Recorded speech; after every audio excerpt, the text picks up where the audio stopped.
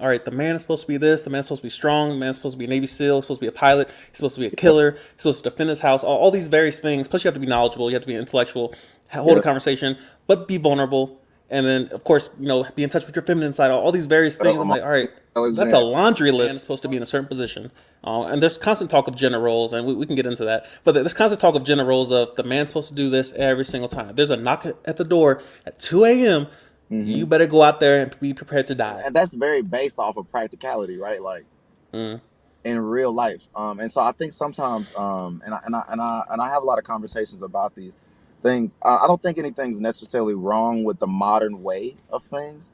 And so I mm, don't think there's a adage. I do think things are changing, and it's not like men have to do this and women have to do that, and there's not necessarily roles, but there has to be some sense of practicality applied to things, because the reason that when the security alarm goes off in the middle of the night and I go up and go out there is not because I'm the smartest or I'm in touch mm. with my feminine side. Those Yeah. are the reasons why I'm the one that has to go up there. It's practical. You see what I'm saying? And so Mm, I think I don't know. I don't know if we need a revitalization or another look at it, but I think that there sometimes we're so pushed on these modern things that we kind of forget the practical reasons why men have to do certain things and why women were doing certain things. At certain times, not to follow or copy completely in this day and age, but just to make mm. sure that we're not removing certain things, like we shouldn't do that anymore. And then it's kind of like that was a very fundamental thing in society that maybe we need, The one thing I've always said is like cerebrally, there's Yeah, really no difference between men and women outside of our hormones, which does affect our mind and our thinking, and for of course sure. our body, which is connected. Um, but the constant comparisons, like double standards, and all these. I just posted a video, I think it was yesterday, about Uh, comparing a hammer to a ladder, and like they're equally valuable. They're both tools, but yes, why is it that we would say, all right, I don't need a ladder, I have a hammer? Like that doesn't make sense, bruh. Like you're not gonna climb on top of the roof with your hammer, bruh, just because that's what you value, that's your preference. exactly. It's a constant battle, and there's points on both sides. Like especially when you study like the roots of feminism and how things have evolved since then. What would you say the role of a man is in 2022?